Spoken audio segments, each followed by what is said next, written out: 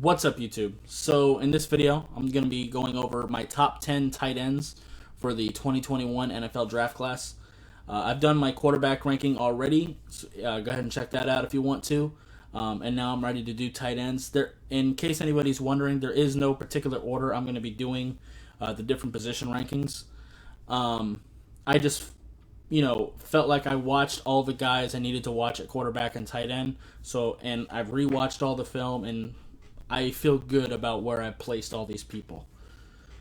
So it's not like I'm going to be doing all offense first, then do defense.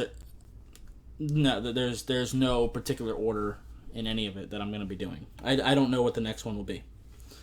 But I feel pretty good about tight end. And I have, like I said, I have rewatched film on all these guys. I should have videos out on every single one of them. I at least have them recorded and scheduled, so if it's not out yet, it will be. But I will be going over my thoughts on each one of these players anyway. I don't have a picture for him, but I do have an honorable mention. Kylan Granson out of SMU was very close to making my top 10. My number 10 tight end is Noah Gray out of Duke.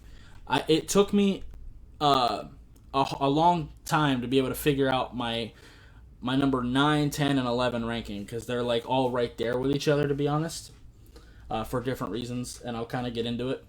But after Granson, I think it kind of falls off a little bit.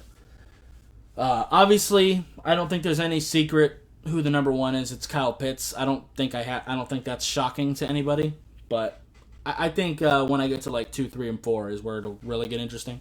But anyway, Noah Gray, number 10. He is 6'4" and 240 pounds. So I do like him. He has some position versatility, which is really nice. I've talked about, on this channel, just on my Dolphins content, if you're going to have a fullback on your team, I want him to be able to play tight end too, and this is a guy that can do that. Duke moves him around quite a bit. They let him play fullback. They let him play inline. They let him play out in the slot. They put him out wide. I wouldn't necessarily put him out wide. He does have some speed. And this is where the Kylan Granson thing was a little bit tougher, because I do think that Granson is more athletic. I know he's more athletic than Noah Gray. But I think Noah Gray is a slightly better blocker, and the position versatility is what kind of put him up for me. And I will say, Noah Gray is not like an amazing blocker, but he definitely is a willing blocker. Like, he'll give it his all. He just doesn't have that much technique with it, and he could stand to be a little bit stronger. But like I said, I do like the position versatility a lot, and he does have enough speed to be viable in the NFL.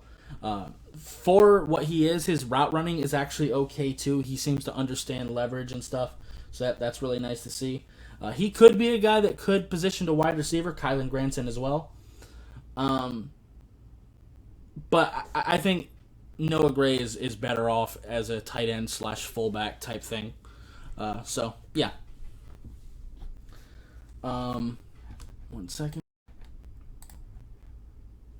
Okay. My next tight end is Matt Bushman, tight end out of BYU. So this is the other one that I kind of had a hard time ranking, like I said, between 11, 10, and 9. I do think that Matt Bushman is definitely more talented than Noah Gray or Kylan Granson. Not physically, because I do think he's slower than both of them, but he does have enough speed to get the job done. And I'd say he's a better blocker than both of them too. But the big concern with him is that he did have an Achilles injury that took him out for the entire 2020 season. And I'm a YouTuber. I don't have access to his true medical reports and stuff like that. So I don't really know how all that pans out. So I would not be surprised if his medical reports are looking bad, if the other two I just mentioned get drafted ahead of him. I would not be that shocked by that. It just kind of is what it is. I see this guy as like a 4th or 5th round, probably 5th round guy. Typically the talented tight ends who have injury problems. He could go later, like I said, though, because the Achilles. But as far as what I can see on film, I like him better than Noah. The big thing with him, because like I said, he's not that athletic. His blocking is good, but not great. But the great thing about him is he has really good body control, and he's really good at making contested catches. I think he is more of a traditional tight end than Noah Gray. And it's really the body control that just puts him above him. But like I said, I wouldn't be mad if a team took Noah Gray over him just because of the injuries. But it is what it is.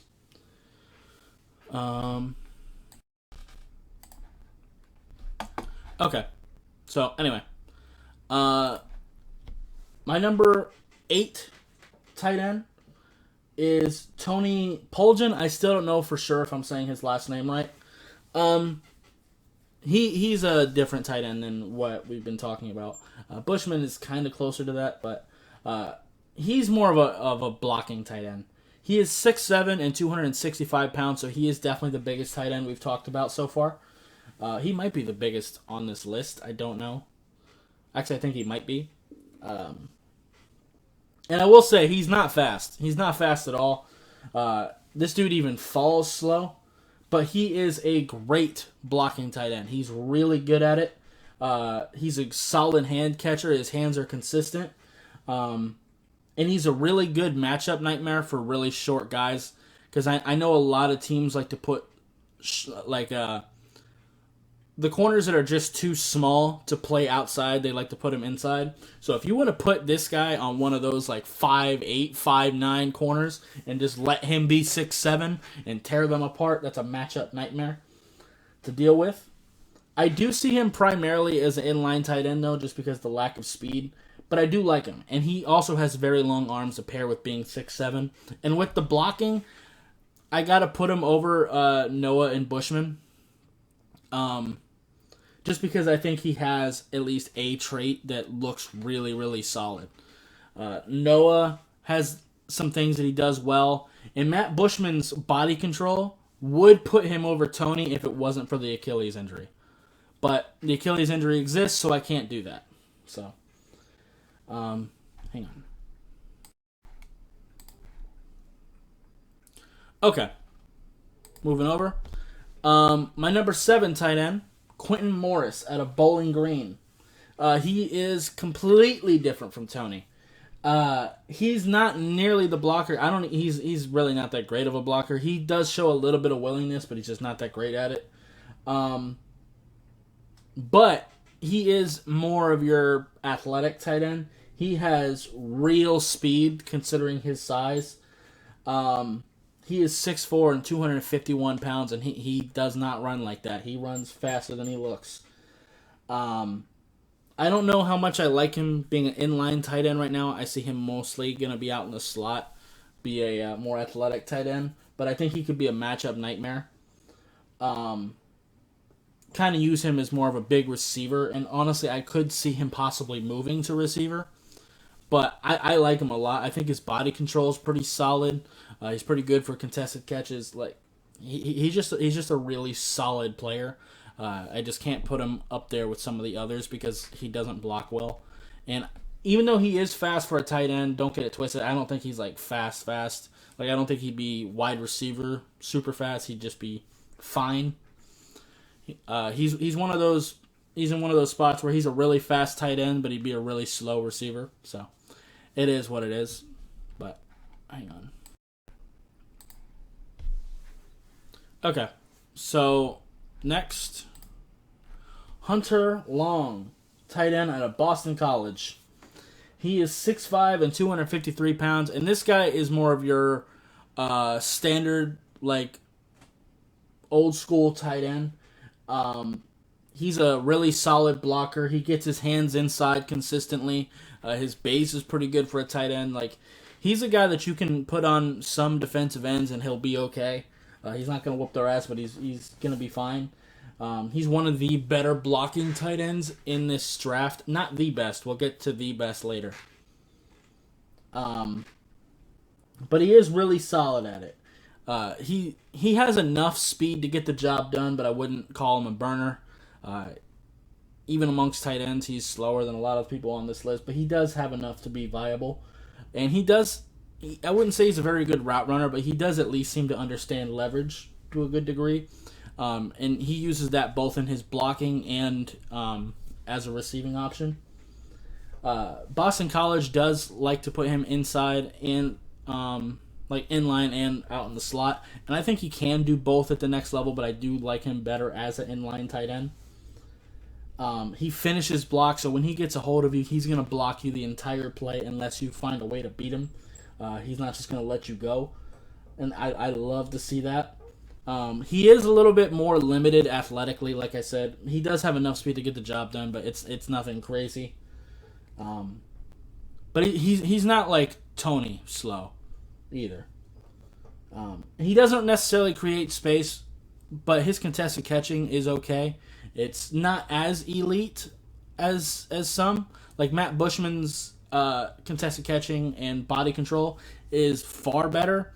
But like I said, that Achilles tear really puts him down quite a bit, and the lack of blocking as well. So, like I said, it's kind of tough until you get into that top 5. Then it gets a little easier. But yeah.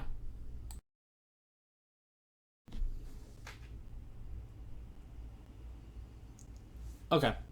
So my next tight end, Josh Peterson, tight end out of UL Monroe. He is 6'5" and 235 pounds, so he's a little bit smaller than the last couple guys. And obviously with UL Monroe, competition level is definitely something that you can kind of argue. But I do like him. I do think he has the athleticism to get it done. He's not a crazy athlete like some of the others, but he has enough to get it done. I think he's a pretty solid blocker as well. He gets his hands inside pretty consistently, and he looks pretty good with that. And actually, for a tight end, his route running is actually okay too. Much better than Hunter Long, and that's what kind of puts him above him a little bit. And I think his hands are a little bit more consistent too. So those are kind of the reasons that he is above him, in my opinion. So yeah.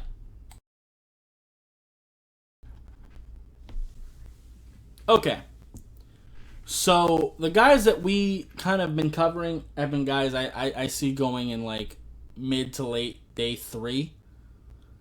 Now we're actually getting into some day 2 guys that I actually genuinely like a lot.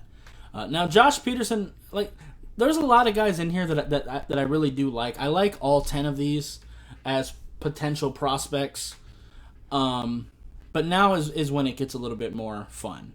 Like these next guys are people I can see who could play right now in the league and be helpful. And I still can't pronounce this dude's last name, but I'm gonna try. Pat Freiermuth,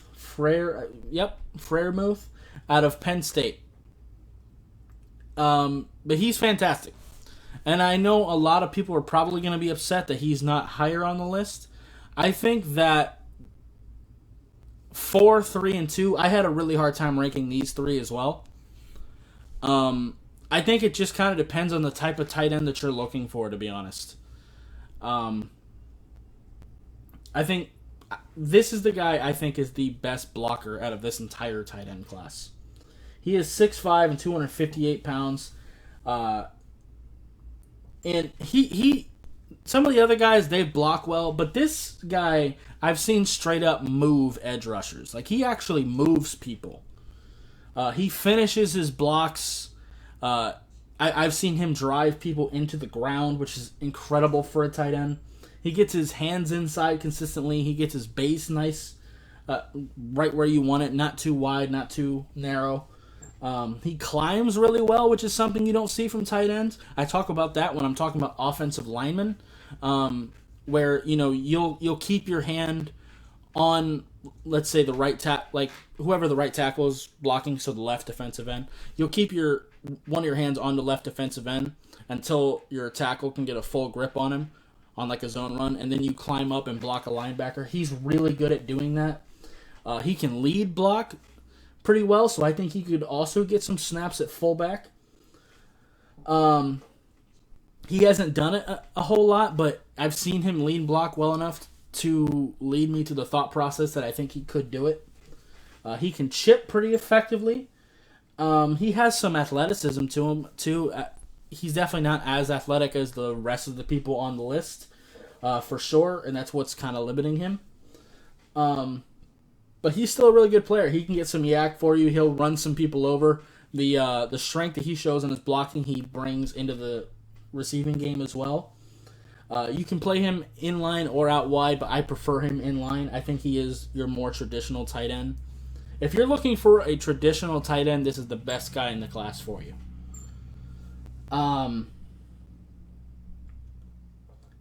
But he's just not particularly fast, and he is a body catcher, which is something that does kind of bug me a little bit. I would like to see him extend his hands out and catch with his hands a little bit more, and he's not a good route runner at all. So the receiving game is what kind of limits him. He can be helpful because, like I said, he can get some yak. He can be a somewhat reliable target for you. But really, what you're getting out of him is his nasty-ass blocking, and then all the receiving stuff comes after. So I do really, really like him. It just, again, it depends on what type of tight end you're looking for.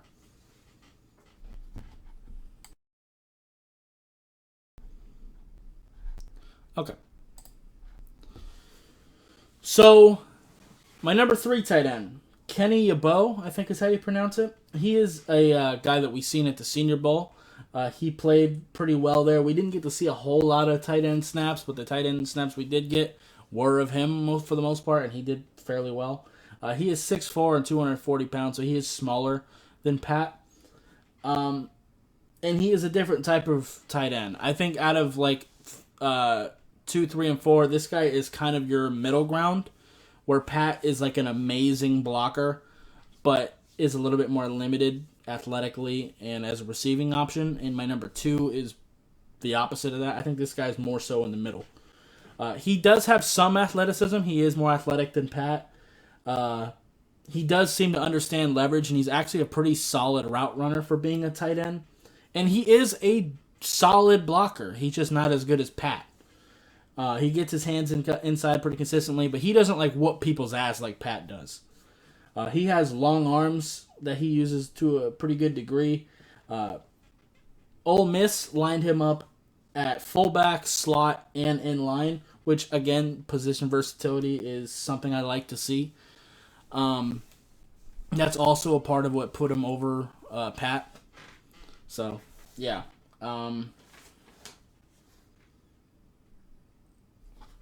Go ahead and move on to number 2. Brevin Jordan out of Miami. He is 6'3" and 245 pounds. He is, out of the tight ends I've listed so far, he is the most athletic tight end on the list, not counting the number 1 guy. He has legit speed for a tight end. He will lower his shoulder into you and run you the hell over. So he's a pretty good yak guy as well. And his blocking is pretty decent too. It's not terrible. It's really not. It's just not as good as Pat. And I'd say that Kenny's probably a little bit better than him at blocking too. He has speed and burst, so his acceleration's pretty good. He can stop and go on a dime. At least for his size anyway. He actually has a little bit of wiggle to him too, so he can make you miss a little bit. They do play him inline and on the outside. I think he's more of an inline tight end, to be honest. His route running isn't necessarily the greatest in the world, but yeah, it is what it is. And as far as his catching goes, I think that Kenny's catching ability is probably better than Brevin's. I've noticed, and you see this with a lot of guys that are like yak players, sometimes he tries to run before he actually catches the ball.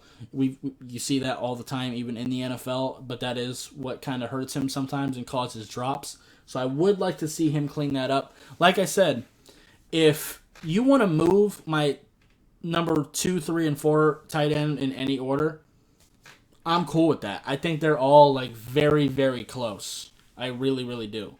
Like I said, it kind of just comes down to preference. If you want the more athletic of the three, take Brevin. If you want the more blocking, more traditional, take Pat. If you want the one that's more in between, take Kenny. It just depends on what you're looking for.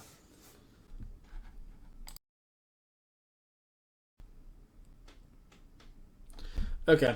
And I don't really have any surprises for you here. I mean, you all knew it was Kyle Pitts. It's not really a shock. It's not like when I do my receiver ranking where there's some debate there. It's not like my quarterback one where I listed Zach Wilson above Trevor. Kyle Pitts is clearly the best tight end in this class, and it's really not close. It's rare that you hear tight ends being talked about in like the top 5. But this dude is incredible. He really is. And I think he could play wide receiver for you and be very effective at wide receiver as well. So he is 6'6" and about 245 pounds, and he is fast as shit for his size. He's faster than most receivers, to be honest. Athleticism is absolutely off the chart. And his route running for a tight end is pretty solid, too.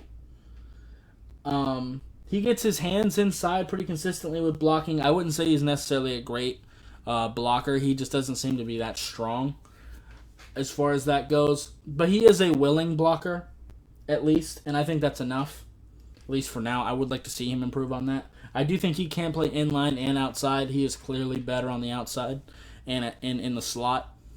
But I do definitely think he can play inline and prey on some fullbacks. I meant to say linebackers. Great hands. He catches the ball consistently. He will actually extend his arms. He's not a body catcher like Pat. He'll run you the hell over. But like I said, he could be potentially a better wide receiver. I don't know. Kyle Pitts has kind of thrown a wrench in this entire draft. Because positional value would tell you to never take a tight end in the top 10. But he is so sensational that he probably is going to be. And I see people wanting the Dolphins to take him with our now 6th overall pick after the whole trade thing with San Fran and Philly. And I can't even be necessarily mad at it. It's not what I want to do. I want to draft offensive line. If Rashawn Slater's there, I'm sprinting to the board to go take him over Pitts, over Sewell, over everybody. I'm taking Slater. And I'm not thinking twice about it. And if he's gone, then take Sewell. If they're both gone, take one of the receivers. If they're gone, then yeah, I want Kyle Pitts. Which none of that's possible at 6. So now if by some miracle, if he drops some weed or some cocaine out of his pocket and he makes it to 18, I'm sprinting to go take him. For sure. But yeah. Like I said, I don't think anyone was really holding their breath to see who my number 1 tight end was. I think people were probably more interested in where my 2nd, 3rd, and 4th guys were. But yeah. Anyway, that's going to be it for this video. If you liked it, appreciate hitting that like button. If you have any questions or comments, leave in the comments down below. Subscribe if you haven't already, and I'll see you next time. Bye, guys.